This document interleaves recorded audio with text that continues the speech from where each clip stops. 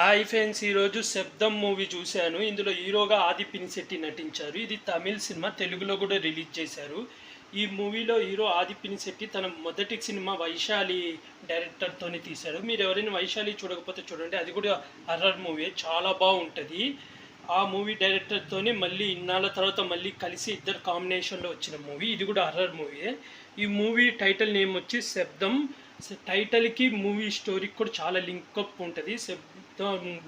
ఈ movie story line వచ్చి ఒక మెడికల్ కాలేజీలో కొందరు విద్యార్థులు చనిపోతుంటారు. ఈ కేసును హీరో ఆది పినిశెట్టి గోస్ట్ ఇన్వెస్టిగేటర్ అన్నమాట.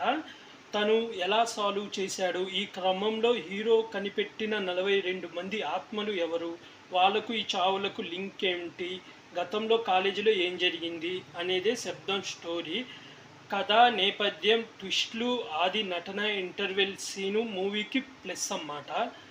సెకండ్ హాఫ్ గందరగోళంగా ఉంటుంది, ప్లస్ క్లైమాక్స్ మైనస్ అన్నమాట. డైరెక్షన్ బాగుంది, కానీ సెకండ్ హాఫ్కి వచ్చేసరికి స్టోరీ డల్ అయిపోతుంది. ఫస్ట్ హాఫ్లో ఉన్నంత ఇంట్రెస్ట్ ఉండదు. మళ్ళీ వెనకాల పాటలు బాగుంటాయి. టైటిల్స్ వచ్చేటప్పుడు ఒక సాంగ్ వస్తుంది, అదైతే చాలా బాగుంది.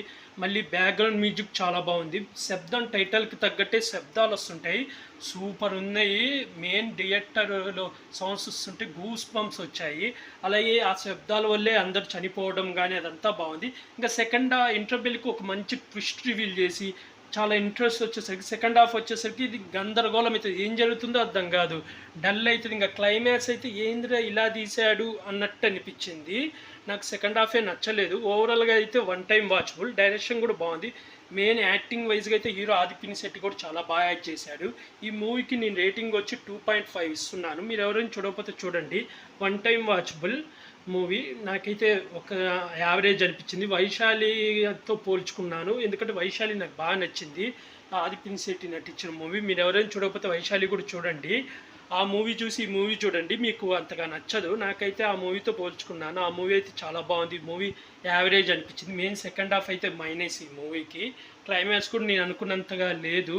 నేను అందుకే ఈ మూవీకి రేటింగ్ వచ్చి 5కి 2.5 ఇస్తున్నాను ఫ్రెండ్స్. అలాగే ఇలాంటి మూవీ రివ్యూస్ కానీ వెబ్ సిరీస్ రివ్యూస్ కానీ కావాలనుకుంటే నా యూట్యూబ్ ఛానల్ని సబ్స్క్రైబ్ చేసుకోండి friends. Like, share, comment, subscribe friends. Bye.